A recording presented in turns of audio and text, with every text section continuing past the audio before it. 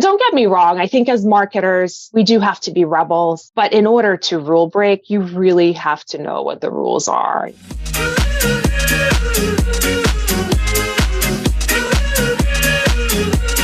Jobs in AdTech. If you're looking for a new role in the industry, there's only one place to go. Free job listing for all recruiters and talent acquisition managers until September. Go to jobsinadtech.com today. Jobs in AdTech.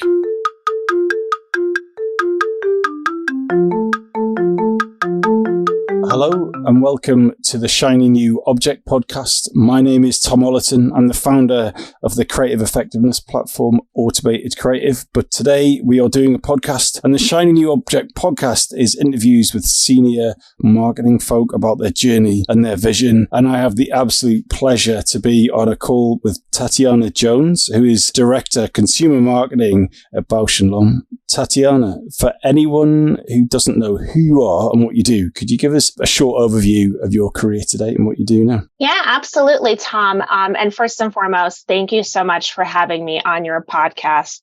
It's an absolute pleasure to be here.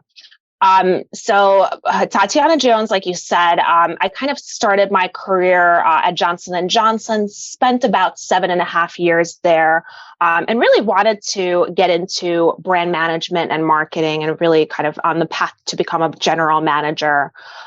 Ended up going back to school to NYU Stern. And I actually did it as a part-time gig. I remember there was a full-time student telling me I was taking more classes than him in a given semester. And it's funny, I was. So I essentially ingrained myself into that experience and used it as a catalyst to kind of change my career into brand management. Coming out of that, I did a general management rotational program with Mars Wrigley.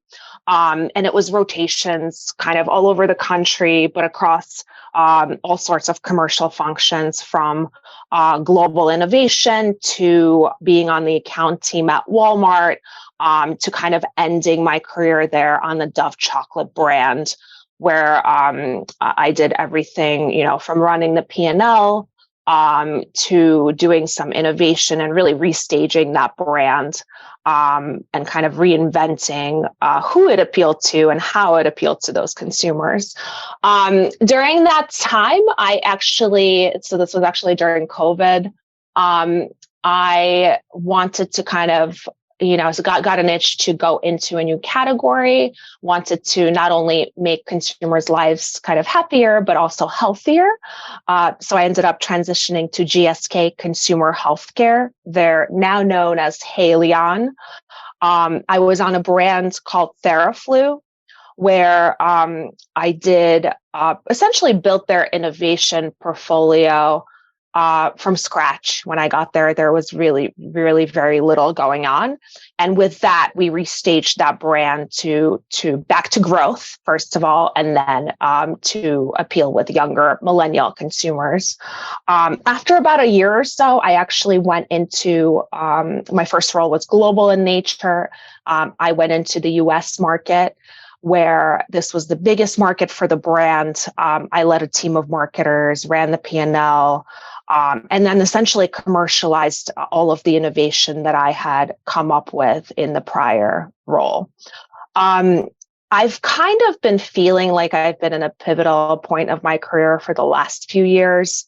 So I wanted to kind of go and, use all of my skills that I got during the rotational program and the last few years.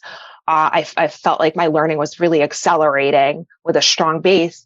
I wanted to potentially go into a smaller business where I got to kind of build something from scratch. So I got a lot of actually really, interviews that I thought that I thought I was probably underqualified for. There were some CMO roles for mid-sized startups, but the feedback that I got fairly consistently was, we love your experience, we love your passion, and we love your personality, but we really need to see a little bit more experience in growing consumer demand from scratch. So essentially from zero to it being $100 million brand. And so that kind of gave me my task, and I knew what I had to do. I actually didn't care which industry I should go into next, as long as I was helping consumers in some way. And so that actually brought me to my current role, where I run consumer marketing for Bausch Lomb on the pharmaceutical side of business. I'm actually the first and only consumer marketing in pharma here. And we have some really exciting things that are coming that will actually allow me to essentially grow that consumer demand from scratch and kind of prove myself out as that person that's able to grow existing brands, but then also brand build from scratch. So that's kind of me in a nutshell.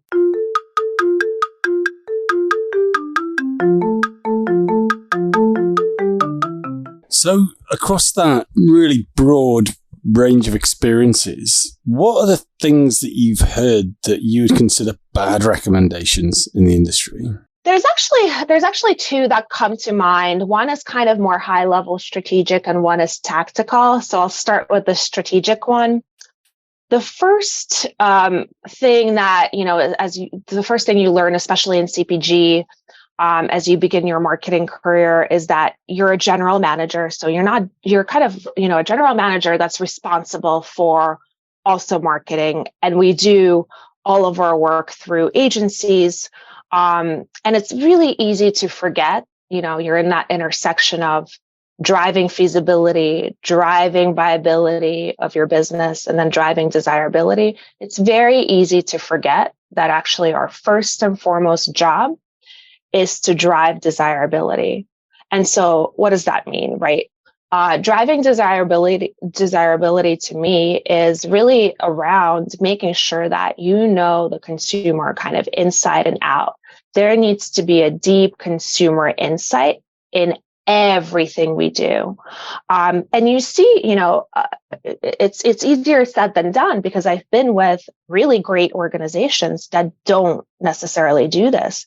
There's a lot of conversations around, well, our lines can make this product. So for innovation, for example, we should move forward with this. And then you build backwards that consumer desirability story and kind of test this. Does the consumer really want this?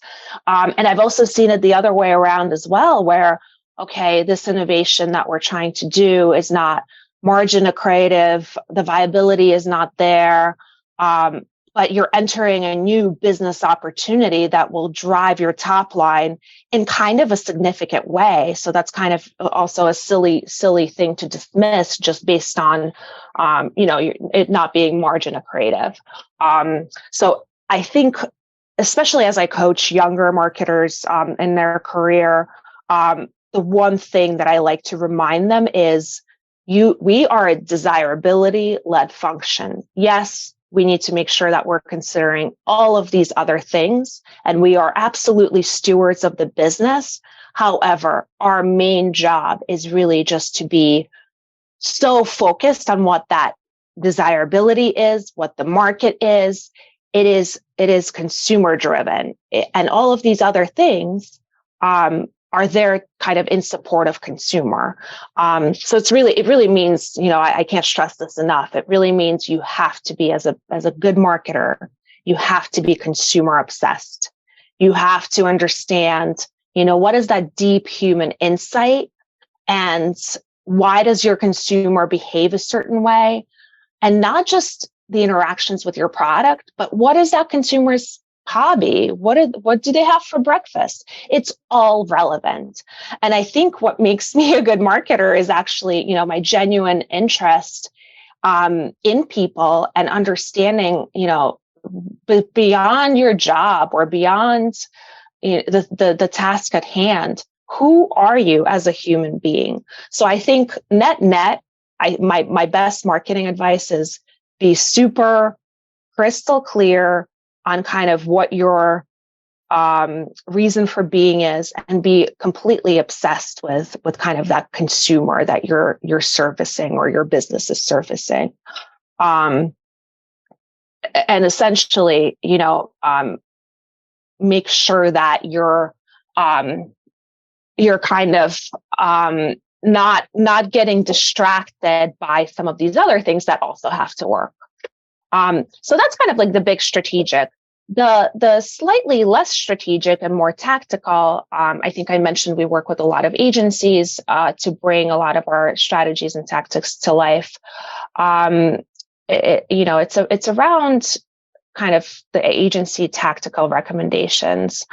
A lot of times the agencies will bring me a tactic, a shiny new object, if you will, and it's the hot new platform that appeals to this kind of smaller target audience, or potentially even a larger target audience that doesn't necessarily overlap with what I'm trying to do with the brand.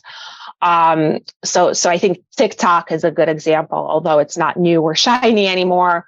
But our agencies will recommend it quite a bit.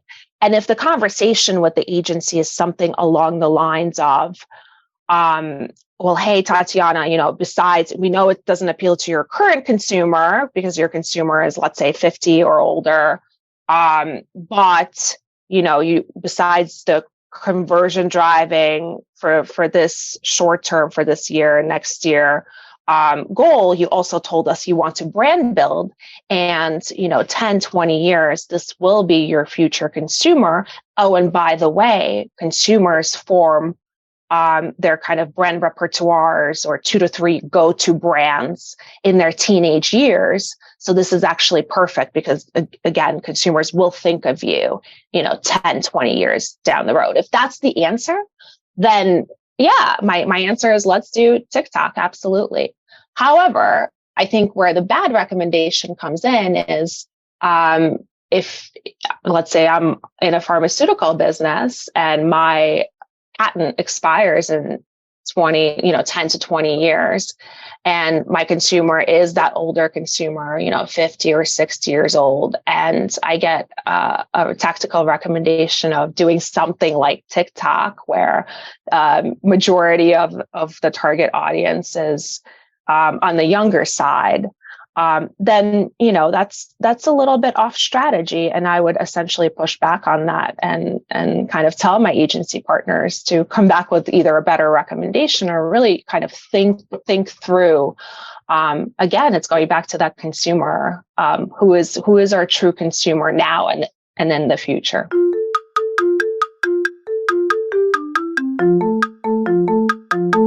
This episode of the Shiny New Object podcast is brought to you in partnership with MadFest. Whether it's live in London or streamed online to the global marketing community, you can always expect a distinctive and daring blend of fast-paced content, startup innovation pitches, and unconventional entertainment from MadFest events. You'll find me causing trouble on stage, recording live versions of this podcast, and sharing a beer with the nicest and most influential people in marketing. Check it out at www.madfestlondon.com.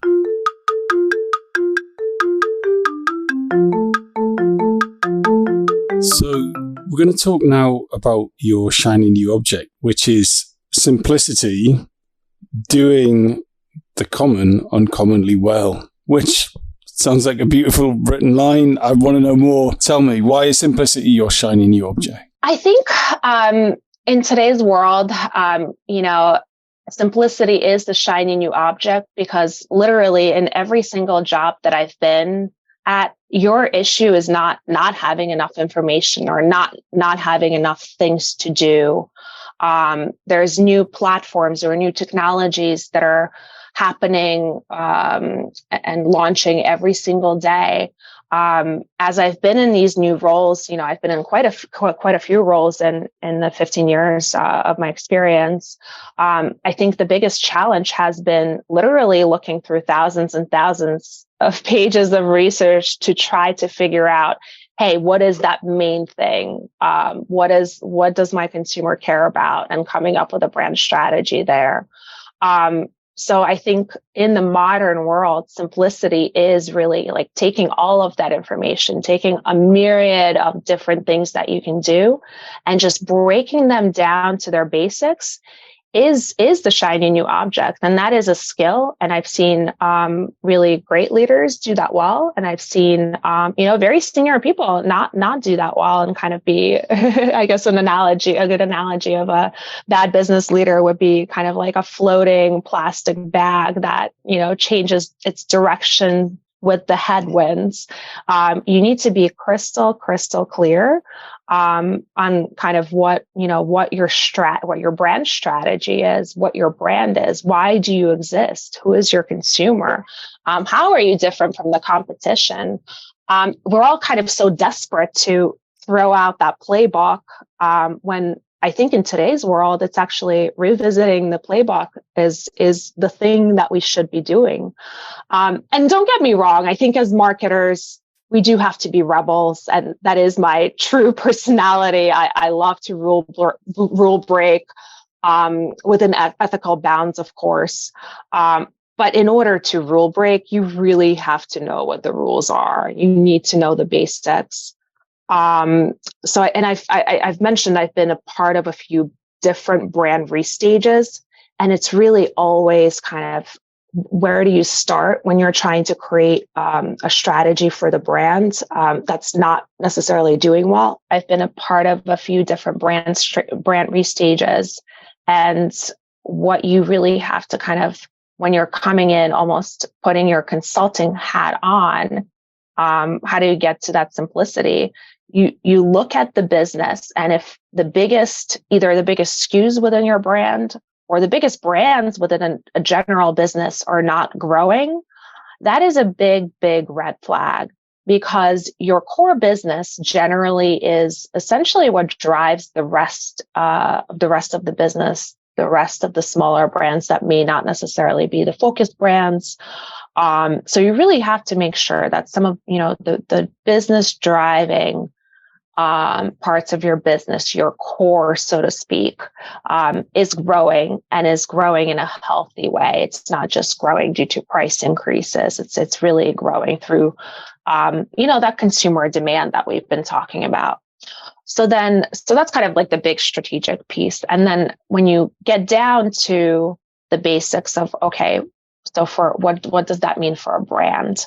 How do you kind of create a strategy that's a winning strategy that makes sure that your bigger brands do grow and drive the organization? I kind of think of it in three different pillars. And by the way, if your strategy has more than three, I kind of challenge you to be a little bit more focused. You can't, it's so easy to say yes to everything. We all can say yes to everything, but I think real strategy comes from really understanding what your core competencies are and what aren't. So going back to the three kind of pillars of what it takes to do the common uncommonly well. First and foremost, for any brand, we are so scared to kind of cannibalize our own business. But if you look at the best CPG brands, they are consistently reinventing themselves. And not even CPG brands, the best brands, they're consistently reinventing themselves. And you can do so through your communication strategy. You can also do so through, some innovation that isn't necessarily so incremental to your business. When I was in chocolate, for example, our incrementality for any given new flavor was about 30%. So it wasn't this major thing, but we consistently delivered new flavors and new news, both with retailers and with consumers.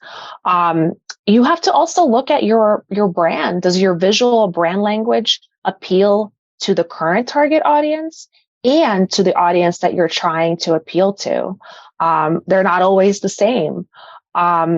I am very much against kind of changing packaging or changing the visual brand language every year. I don't think it should be done often. But as part of every single brand restage that I've been at, we've actually determined through a series of testing that it was really necessary to kind of refresh and make sure that we're appealing to really younger and more modern consumers. So really, you only do that if you can prove growth, and if you can prove that the consumer, it would actually drive a better connection with your consumer. But again, it's that first pillar is all about reinventing yourself, because if you don't, and if you think some of these things will be cannibalistic to your business, someone else will do it for you, and it will not be your company; it'll be a competitor. So that's pillar one.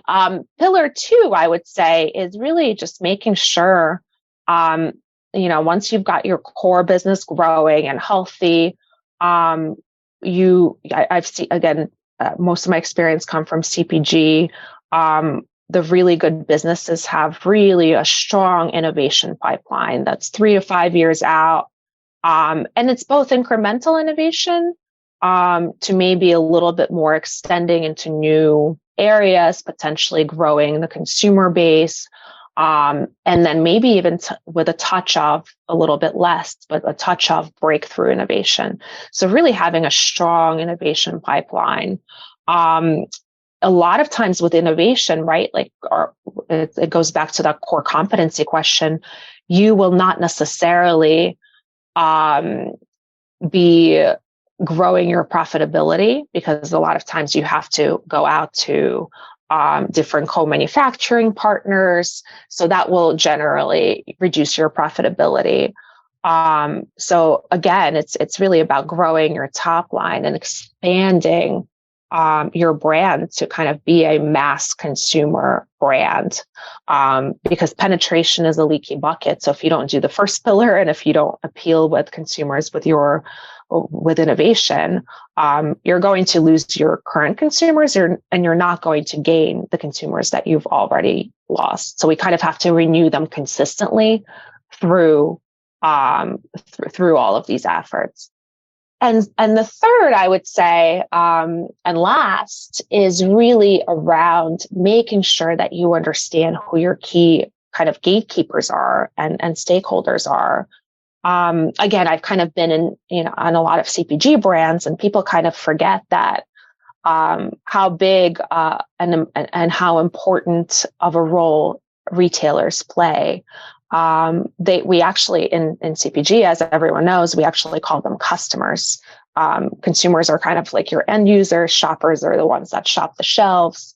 I guess in the omni-channel world, it could be someone that's shopping online. But it's really, it's so complex in probably a variety of different industries, where it's not just a direct sale to your end consumer. So we actually did this really well with Dove chocolate. We were kind of a smaller brand. We were about a $350 million brand in retail sales. But as a smaller brand, we were on a 4-way with Walmart, which is the biggest retailer in the world. And the way that we did it was by really partnering with them, making sure that they are aware of what our strategy is, making sure that they're involved, and not just at the tail end of it, but in all of our innovation efforts. In some cases, we actually would partner with them, inside to fruition, involving them, incorporating their feedback along the way, along testing, to really understand, they know their shopper best, to really understand how between the two of us can we really engage with that shopper and that consumer. So I think the last, I guess, advice that I have for everyone is really make sure you know who that stakeholder is, and make sure you're leaning in and building them into the process versus just, at the tail end of it, just selling it to them. So I think if we stick to those three, doing the common uncommonly well, will kind of, become simple and easy. Especially, for the brands that kind of need a little bit of restaging to do, like the ones that I've been on. Fantastic. Well, look, There's been so many great insights there, and it's so refreshing to hear you talk with such conviction and passion about this, and have given me new ways to think about simplicity. So thank you so much for being on the podcast. And I guess if the listeners want to reach out, they can connect with you on LinkedIn. Yes, absolutely. Please connect with me on LinkedIn. I love having conversations. I don't always need to be agreed with. I love pretty much anything marketing related. The only thing I ask is that when you send me a message, just mention that you found me through the podcast. That will help me just filter through the messages. Fantastic. Tatyana, thank you so much for your time. Thank you so much, Tom. It was a pleasure. I really appreciate it.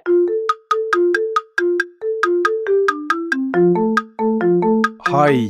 Just before you go, I'd really appreciate it if you could take the time to write a review of the Shiny New Object podcast on Apple Podcasts or iTunes, whatever it's called these days, or whichever podcast provider you use. We're an indie podcast, so it would go a long way for us if you could just share the word and give us a bit of a support on those channels. That'd just be fantastic. If you haven't got time, that's also cool. And yeah, if you could tell your colleagues about the podcast, and also, if possible, don't forget to subscribe. And I'd love to hear your feedback. If you'd like to speak on the podcast or be a guest, or you think I'm asking the wrong questions, anything, I'd be super interested to hear what you think. So please email me at tom@automatedcreative.net. That's TOM at, I'm not going to bother spelling it. Anyway, you'll work it out. Thanks so much.